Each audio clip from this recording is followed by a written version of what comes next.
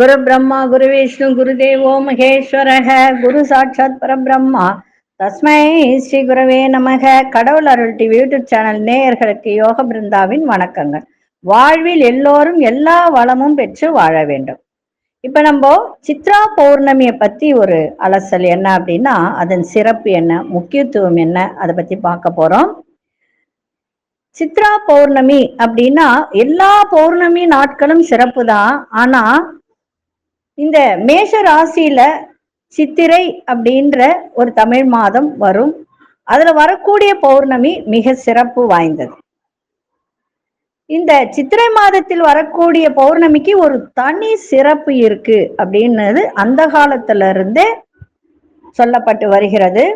இந்த சித்ரா பௌர்ணமி அன்று கோயில்களுக்கு சென்று புண்ணிய நதிகளில் நீராடி விரதம் இருந்து வழிபட்டால் பாவங்கள் தீரும் என்பது ஐதீகம். அதனுடைய முக்கியத்துவம் என்ன அப்படின்னா, சித்ரா பௌர்ணமி ஏப்ரல் மாதம் 23ஆம் தேதி கொண்டாடப்படுகிறது. ஆனா ஏப்ரல் மாதம் 22ஆம் தேதி மாலை, அதாவது திங்கட்கிழமை மாலை 5:55க்கு தொடங்குகிறது. அடுத்த நாள் இரவு 7:48 மணிக்கு பௌர்ணமி திதி முடிவடைகிறது.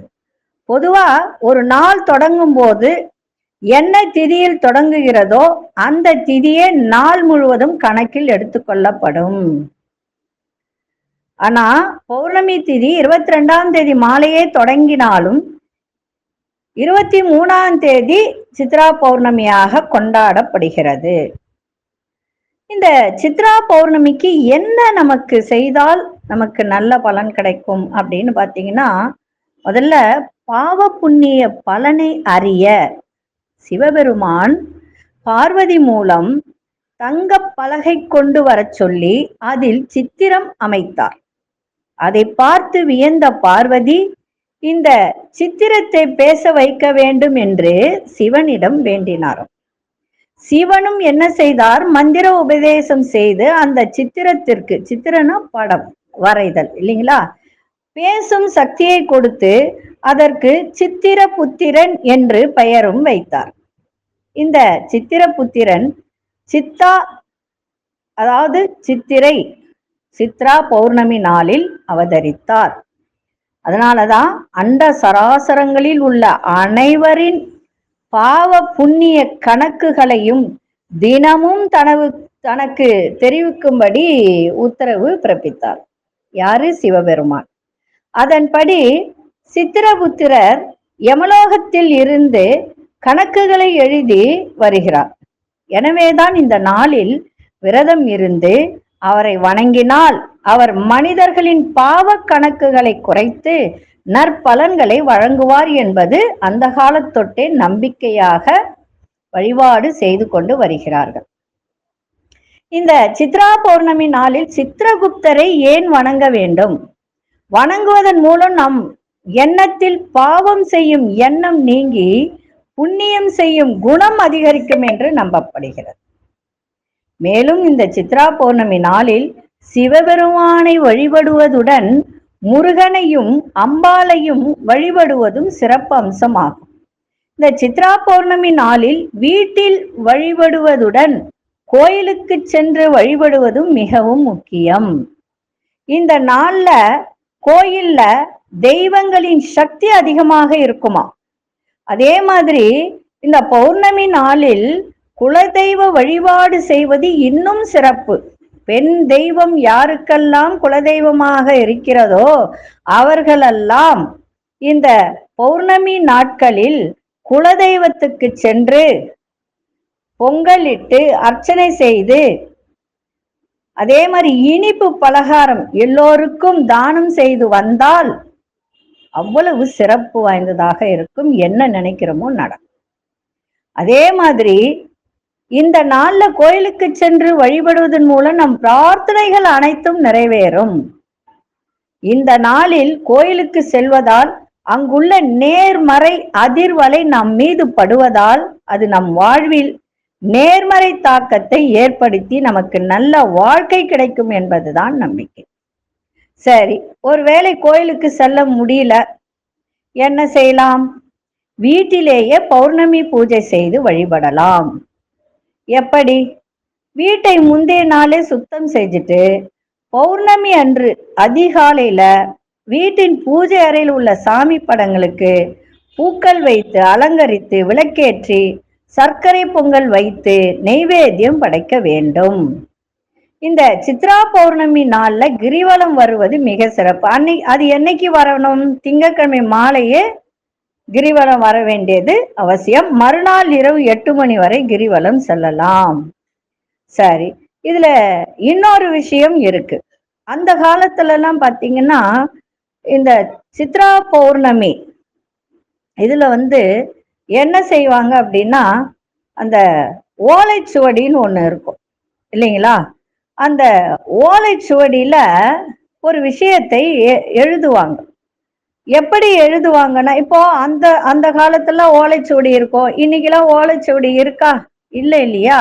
அதனால அந்த ஓலைச்சுவடியில என்ன எழுதி வைப்பாங்க அப்படின்னா, சித்திரகுப்தன் படி அளக்க, சித்திரகுப்தன் படி அளக்க அப்படின்னு எழுதி பூஜை அறையில் வைத்து வழிபடுவார்களாம் அந்த காலத்துல. இப்ப நம்ம என்ன செய்ய முடியும்? ஓலைச்சுவடி கிடைக்குமா? இல்லை இல்லையா? அதனால ஒரு நோட்ல எழுதி வைத்து வணங்கலாம். விரதம் இருந்து மாலையில் பூஜை செய்வது இன்னும் விசேஷம். நோட்ல என்ன எழுதணும்? சித்திரகுப்தன் படி அளக்க அப்படின்னு எழுதி வைக்கணும். எழுதி வச்சு இந்த பூஜையை செய்யணும். இந்த நாள்ல செய்கின்ற தானம் மிக சிறப்பு. அதாவது கொஞ்சம் சிறிதளவு செய்தாலும் அதனுடைய பலன் மலையளவாக திரும்ப கிடைக்கும். அதனால தவறாமல் இன்றைய தினம் தானம் செய்து வழிபாடு செய்யுங்க. அதுவும் இது வெயில் காலம், நீர்மோர் நிறைய கொடுங்க. உங்களால எவ்வளோ தண்ணி கொடுக்க முடியுமோ, ஏன்னா சந்திரன்னா நீருன்னு அர்த்தம். சந்திரன்னா நீர். பௌர்ணமி நாளும் நிலவு என்னது? மென்மை தன்மை, அது ஒரு குளிர்ச்சி நிறைந்தது இல்லைங்களா? அதனால நீர்மோர் நிறைய கொடுங்க, தண்ணி தானம் பண்ணுங்க.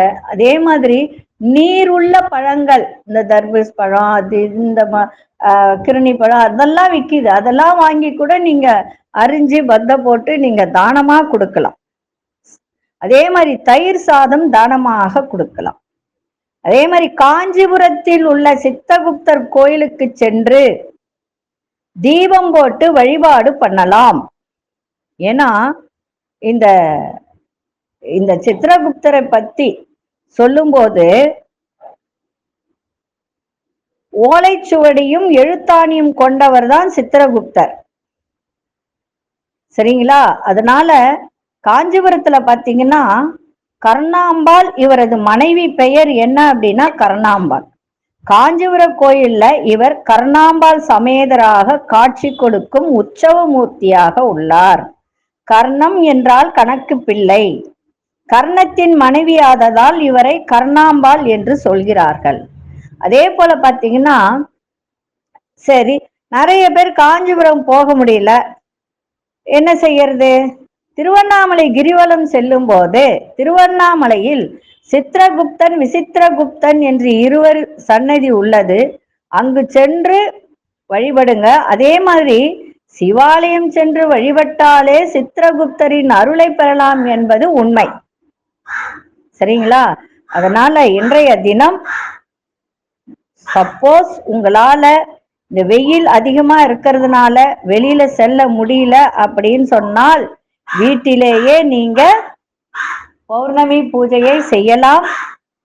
அதே போல முன்னாலே எல்லாம் சுத்தம் பண்ணிட்டு காலையில எழுந்து சாமிக்கு பூ போட்டு சக்கரை பொங்கல் செய்து வைத்து இந்த சித்திரகுப்தன் படியளக்க அப்படின்னு எழுதி ஒரு பேப்பர்ல வச்சு செய்யுங்க. அம்பாளை வழிபாடு செய்யுங்க. சித்திர பௌர்ணமி அன்னைக்கு அம்பாளை வழிபாடு செய்தால் இன்னும் சிறப்பு. அம்பாளை வழிபாடு செய்வதால் திருமண யோகம், குழந்தை பாக்கியம் இதெல்லாம் கிடைக்கக்கூடிய ஒரு தன்மை. சித்திரை மாதத்தில் சித்திரை நட்சத்திரத்துடன் கூடிய சித்ரா பௌர்ணமி வந்தால் மிக விசேஷம் சொல்லுவாங்க.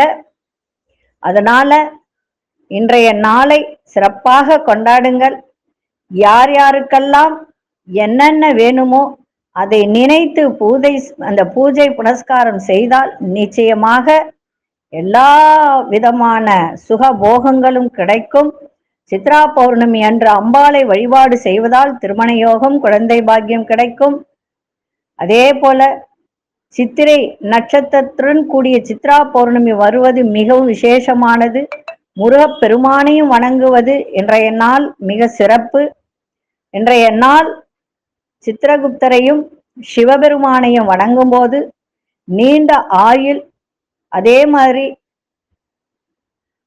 அவரின் அருள் கிடைக்க பெற்று எல்லா விதத்திலும் நன்மைகள் கிடைக்கும். இன்றைய தினம் இன்னொரு விஷயமும் இருக்கு. அம்பாளுக்கு மஞ்சள் கலந்த சாதம், மஞ்சள் கலந்த சாதம்னா எலுமிச்சை சாதம், பானகம், கிராம்பு, ஏலம், பச்சை கற்பூரம் சேர்த்த தாம்பூலம் அடங்கிய நெய்வேத்தியத்தை படைத்தால் பண வரவு அதிகரிக்கும், குடும்பத்தில் சந்தோஷம் நிலவும். அதனால இதை செய்யுங்க. அதே போல இன்றைய தினம் சித்திரகுப்தரையும் சிவபெருமானையும் அம்பாளையும் வணங்கி மனமுடன் வணங்கினால் உங்களுக்கு எல்லா விதத்திலும் வரம் கிடைக்கும் என்று சொல்லி யோக பிருந்தாவின் வாழ்த்துக்கள், வணக்கங்கள். கடவுள் அருள் டிவியை பார்த்தமைக்கு நன்றிகள். மேலும் இது போன்ற தகவல்களை தெரிந்து கொள்ள கடவுள் அருள் டிவியை சப்ஸ்கிரைப் செய்யுங்கள். மறக்காமல் பெல் ஐக்கானை கிளிக் செய்யுங்கள்.